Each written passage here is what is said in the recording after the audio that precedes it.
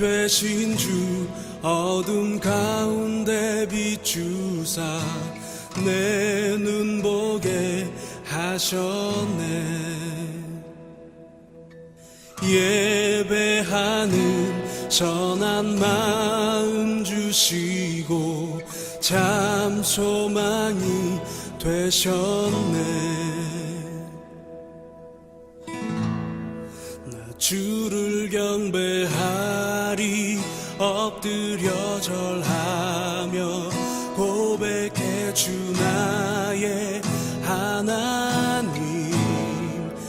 사랑스런 주님 존귀한 예수님 아름답고 놀라우신 주.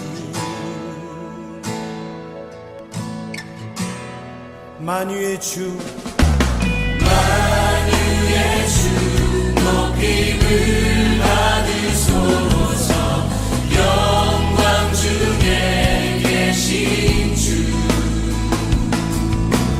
겸손하게 낮고 천한 이 땅에 사랑으로 오신 주. 나 주를 경배하리 엎드려 절하며 고백해 주 나의 하나님. 오 사랑스런 주님 존귀한 예수님 아름답고 놀라우신 주. 나 주를 경배하리 엎드려 절하며 고백해 주 나의 하나님. 오 사랑스런 주님 존귀한 예수님 아름답고 놀라우신 주.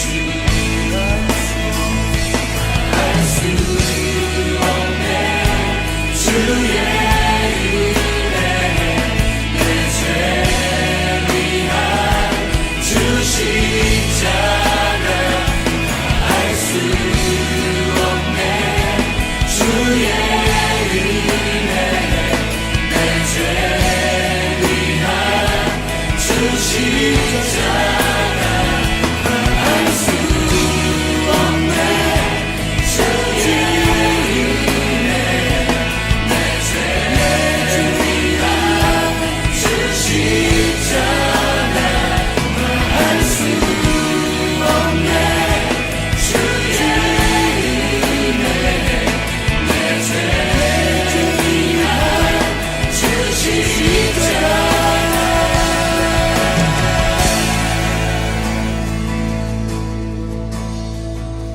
주를 경배하리 엎드려 절하며 고백해 주 나의 하나님. 오 사랑스런 주님 존귀한 예수님 아름답고 놀라우신 주. 나 주를 경배하리 엎드려 절하며 고백해 주 나의 하나님. 오 사랑스런 주님 존귀한 예수님 아름답고 놀라우신 주. 주를 경배하리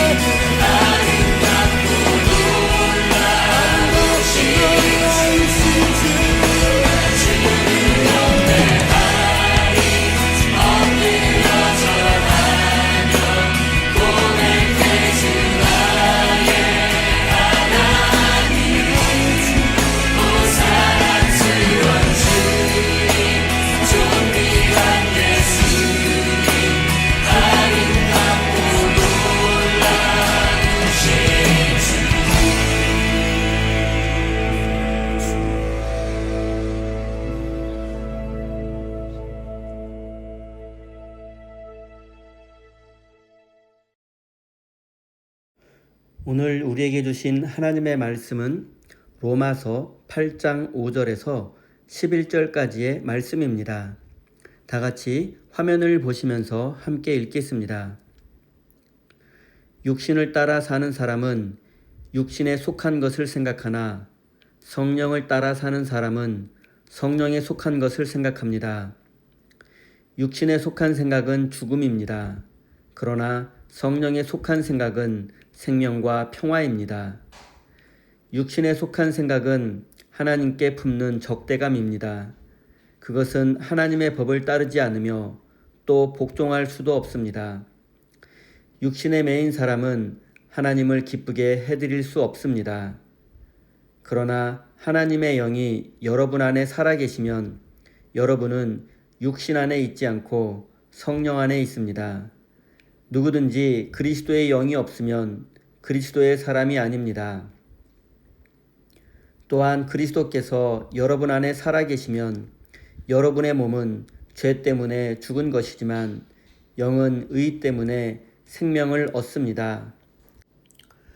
예수를 죽은 사람들 가운데서 살리신 분의 영이 여러분 안에 살아계시면 그리스도를 죽은 사람들 가운데서 살리신 분께서 여러분 안에 계신 자기의 영으로 여러분의 죽을 몸도 살리실 것입니다. 아멘. 하나님께서 이 말씀을 통하여 우리에게 은혜 주시기를 원합니다. 하나님의 크신 사랑과 은총이 여러분의 삶에 함께 하시기를 빕니다. 오늘은 하나님의 영, 그리스도의 영이라는 제목으로 함께 하나님의 말씀을 나누겠습니다. 오늘 본문 말씀에는 하나님께서 성령을 통하여 우리의 죽을 몸을 살려주신다는 내용이 기록되어 있습니다. 죽을 몸을 살려주신다는 말씀을 이해하기 위해서는 먼저 사람이 죽으면 어떻게 되는지를 알아야 합니다. 많은 신앙인들이 이렇게 생각합니다. 사람이 죽으면 육체는 썩어 없어지고 영혼은 죽지 않고 하나님의 품에 안겨서 영원히 산다고 말입니다. 그런데 이런 생각에 따르면 결국 죽음이란 육체와 영혼의 분리라고 할 수 있습니다.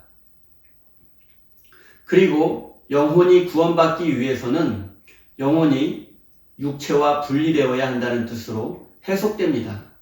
그런데 이런 생각은 기독교적이라기보다는 오히려 고대 그리스의 철학자 플라톤의 사상에 가깝습니다.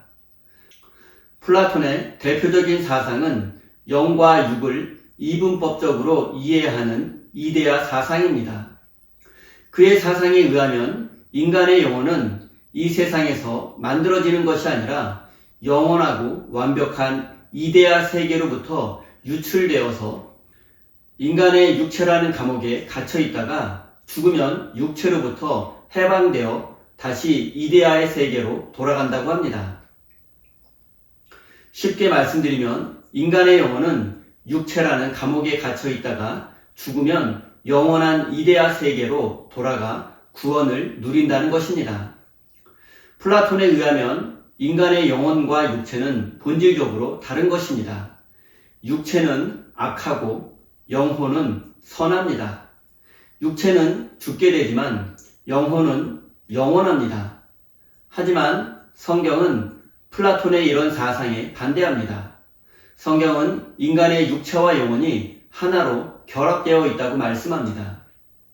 육체가 없는 영혼은 인간일 수 없으며 영혼이 없는 육체도 인간일 수 없습니다. 육체와 영혼이 완벽히 하나를 이룬 상태가 바로 인간입니다. 만약 플라톤의 주장이 사실이라면 예수님께서 육체로 부활하신 것은 말이 되지 않습니다. 플라톤의 주장대로라면 예수님은 영혼으로만 부활하셔야 합니다. 성경의 일부 내용 중에 인간을 영육 이원론의 근거에서 설명하는 것처럼 보이는 부분이 있습니다. 하지만 이것은 성경이 플라톤의 영육 이원론을 인정하거나 지지한다는 뜻이 아닙니다. 이것은 성경이 기록되던 시기의 사람들이 그리스 로마 문명의 영향 아래서 플라톤의 이데아 사상의 영향을 받고 있었기에 그들에게 성경의 진리를 설명하는 과정에서 플라톤의 사상을 인용한 것뿐입니다. 5절 말씀을 읽겠습니다. 육신을 따라 사는 사람은 육신에 속한 것을 생각하나 성령을 따라 사는 사람은 성령에 속한 것을 생각합니다. 이 말씀에서 육신에 속한 것은 일단 나쁜 말과 행동, 그리고 비윤리적이고 비도덕적인 행동, 그리고 욕망과 욕심에서 기인한 범죄들입니다. 그리고 성령에 속한 것은 착하고 의롭고 거룩한 마음과 그런 행동 등을 의미합니다. 하지만 이런 생각이 기독교를 도덕적인 종교로 전락시키는 것입니다. 결국 육체와 성령을 이렇게 이분법적으로 구분해서 이해하는 것은 기독교를 율법주의적 종교와 도덕주의적인 종교로 이해하기 때문에 할 수 있는 생각들입니다. 사도 바울이 로마서 전체를 통해서 강조하고 있는 것은 율법, 즉 착한 행동으로는 구원받을 수 없으며 예수님을 믿는 믿음으로만 구원받을 수 있다는 사실입니다. 그런데 이렇게 믿고 있는 바울에게 딜레마가 있었습니다. 그것은 선을 행하기 원하는 자신에게 악이 함께 있는 것입니다. 그런데 바울의 이런 고민은 사실 모든 사람의 것이기도 합니다. 모든 사람은 정도의 차이가 있을 뿐이지 모든 이들의 마음속에는 선과 악이 공존합니다. 이것이 현실입니다.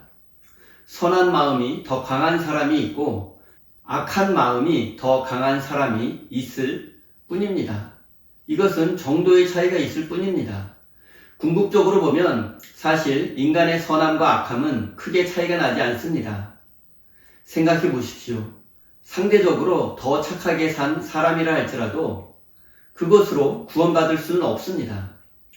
오히려 영적으로 예민한 사람이 자신의 작은 악에 대해서 더 괴로워하고 죄책감에 시달릴 수도 있습니다.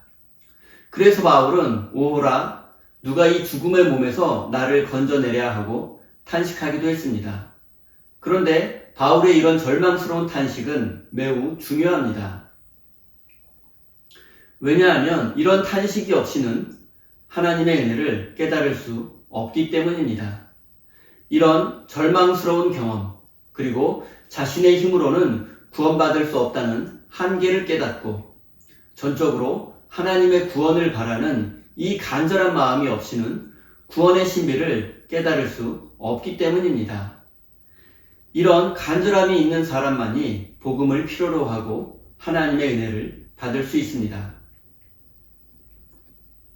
그런데 이런 절망스러운 경험과 은혜에 대한 간절함은 저절로 생기는 것이 아닙니다. 이것은 하나님께서 주시는 것입니다. 그렇기 때문에 믿음은 하나님의 은혜입니다. 사랑하는 성도 여러분, 우리가 우리 자신의 한계 앞에 직면했을 때 그것은 부끄럽거나 절망스러운 사건이 아닙니다. 오히려 우리는 그 한계 앞에서 하나님 앞에 엎드려야만 합니다. 이것이 바로 은혜 받는 비결이라는 사실을 기억하십시오. 9절입니다. 그러나 하나님의 영이 여러분 안에 살아계시면 여러분은 육신 안에 있지 않고 성령 안에 있습니다. 누구든지 그리스도의 영이 없으면 그리스도의 사람이 아닙니다. 바울은 하나님의 영과 그리스도의 영이라는 표현을 사용하는데 둘 다 성령을 가리킵니다. 그리고 누구든지 마음속에 성령이 계시지 않으면 그는 그리스도의 사람이 아니라고 합니다. 아무리 선행을 많이 하고 아무리 높은 지위에 있고 성공했다 하더라도 또 기도를 많이 하고 뜨겁게 찬송할지라도 그의 마음속에 성령이 계시지 않는다면 그 사람은 그리스도인이 아닙니다. 그리스도인은 하나님께 인생의 주도권을 내어 맡긴 사람입니다. 자신의 힘과 경험을 의지해서 사는 것이 아니라 온전히 하나님의 인도하심을 따라 삽니다. 이것은 아무런 노력을 하지 않거나 될 대로 되라는 식으로 삶을 대하는 것을 의미하지 않습니다. 오히려 누구보다 최선을 다해야 합니다. 하지만 최선을 다한 결과는 온전히 하나님의 손에 달려 있음을 믿는 사람입니다. 내가 비록 최선을 다했다 할지라도 내가 원하는 결과가 나오지 않을 수도 있습니다. 하지만 최선을 다한 후에 그 결과는 하나님의 손에 맡기고 인정하는 것입니다. 이것이 하나님을 신뢰하는 것입니다. 그리고 이러한 삶의 자세는 성령 하나님께서 우리 안에 역사하셔야지만 가능한 것입니다. 사랑하는 성도 여러분, 우리 중에 과연 누가 믿음을 선택했다고 말할 수 있겠습니까? 하나님은 인간의 이성과 합리성을 초월해서 존재하십니다. 그렇기 때문에 이성적이고 합리적인 인간은 하나님을 믿기 어렵습니다. 하지만 하나님은 우리를 먼저 사랑하셨고 먼저 우리를 선택해 주셨고 우리 안에 성령님을 보내주셨습니다. 그리고 그 성령님께서 우리를 돕고 계십니다. 우리에게 지혜와 용기와 더 큰 믿음을 주십니다. 그래서 우리 인생길을 진리의 길, 생명의 길로 인도해 주십니다. 사랑하는 우리 세임교회 성도 여러분, 무엇보다 먼저 여러분의 힘으로 믿을 수 없고 구원받을 수 없다는 사실을 인정하시고 하나님의 은혜를 사모하십시오. 그리고 진실하고 깨끗한 마음으로 성령님을 마음속에 모시기 바랍니다. 그래서 성령님께서 이끄시는 대로 순종하며 살아가는 거룩한 믿음의 사람이 되시기를 예수님의 이름으로 축원드립니다. 우리 다 함께 주신 말씀 가슴에 새기며 기도의 자리로 나아가겠습니다.